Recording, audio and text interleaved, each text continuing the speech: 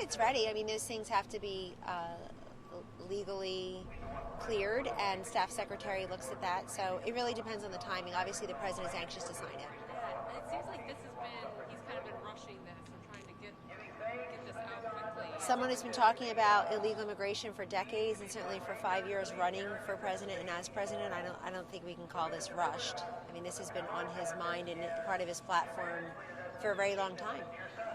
Why is he just declining to the president and not to the process if this is about Well, there are a number of industries, critical infrastructure industries and other industries that are not affected by this, and I should just begin there.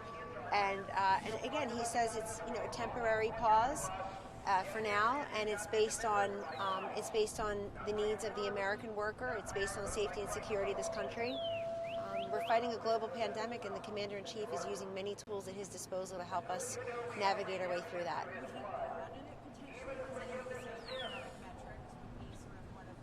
He certainly can. He certainly can. But right now, you'll see the parameters in the EO, and he is specifically talking about green card holders.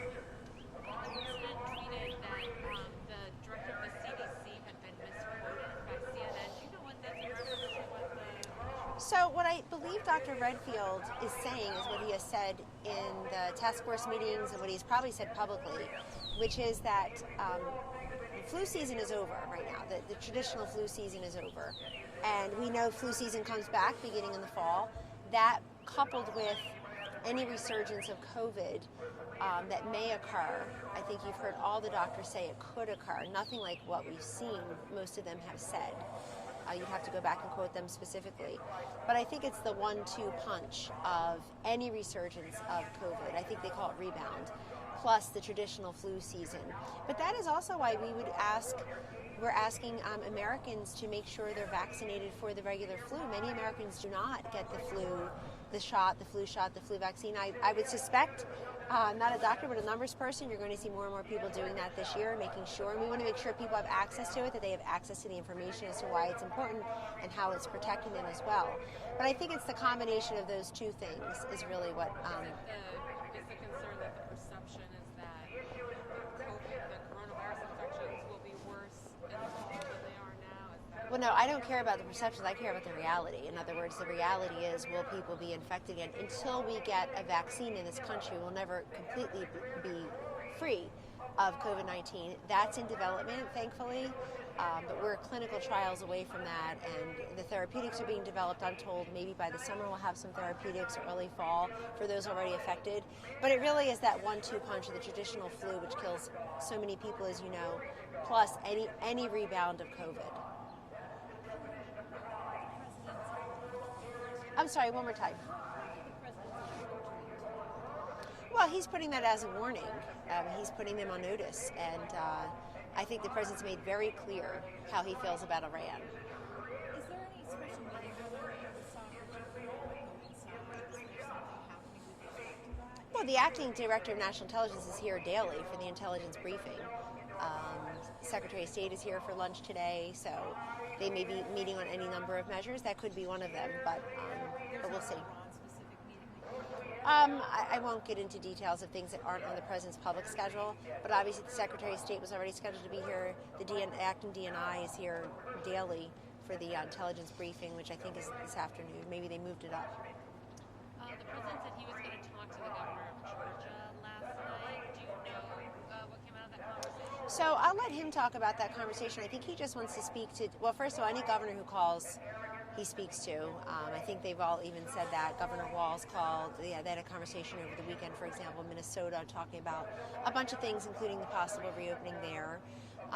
They'll make their own announcements in Minnesota. We respect that. But I think as these early states try to reopen, whether it's Georgia, South Carolina, Colorado is looking at it. That doesn't get as much coverage.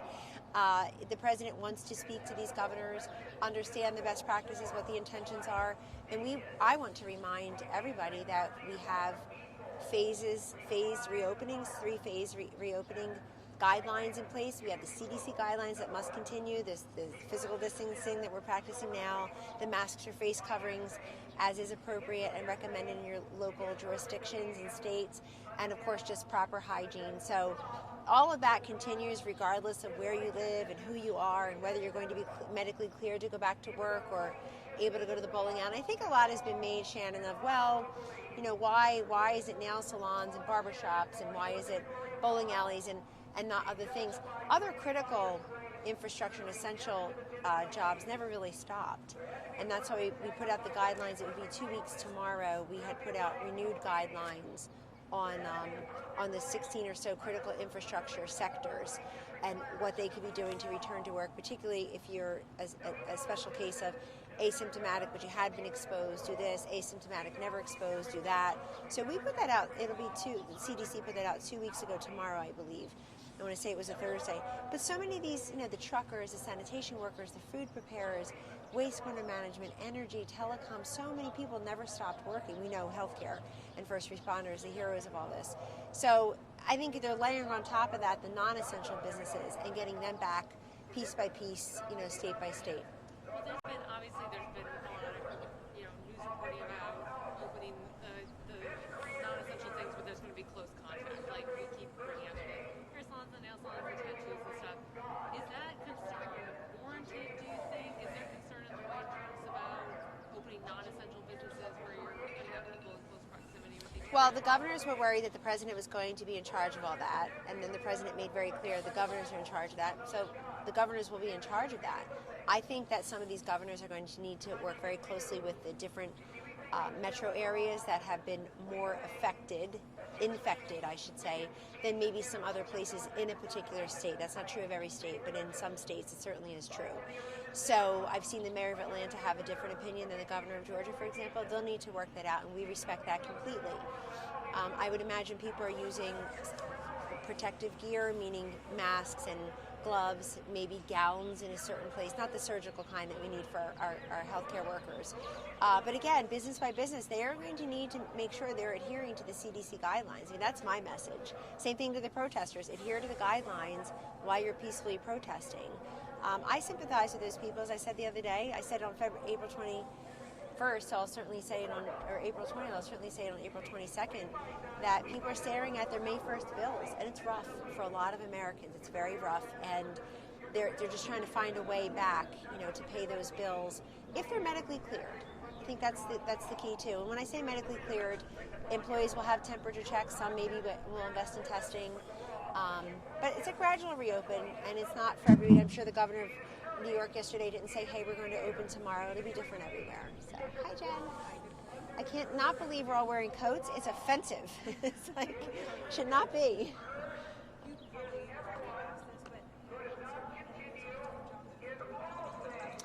I don't know anything, and I know that Ambassador O'Brien commented on that yesterday, so I'll let his remarks stand.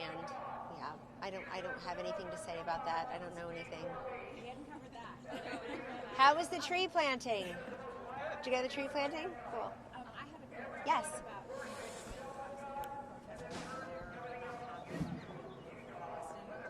do you think that might be too far? Stay at home, but that's Well, I do know people who live in Virginia, and I did for many, many years. First place I could ever afford, I bought in Virginia, and it was a great place to live many years ago. So I think the people I know who live in Virginia do wonder why Virginia and Kansas were the first states to close the schools for the rest of the school year, probably about a month ago or so, and now this until June 10th. So they wonder, is there something you're not telling us? Is there something more we need to know that you're going in the opposite direction of some other states, or at least trying to open up pieces of the economy? And number two, is this fair, and how will I pay my May bills and my June bills by then? So if I can't get out there until mid-June back to my job, A, is there a job waiting for me or available to me? And B, what do I do to get by between now and then? So I think those are very legitimate questions many people are asking. Pardon? excessive? Well, I leave that to excessive based on what I see in terms of the infection rates in Virginia and the flattening of the curve. It could be. But again, I think that maybe some people can relook at that. I know in at least one state, I won't mention it, but originally it was, this is not going to flatten until July. Thankfully, that's not true. It's flattening in April, perhaps into May. So maybe that state will take another look at what the leader of that state has said. So.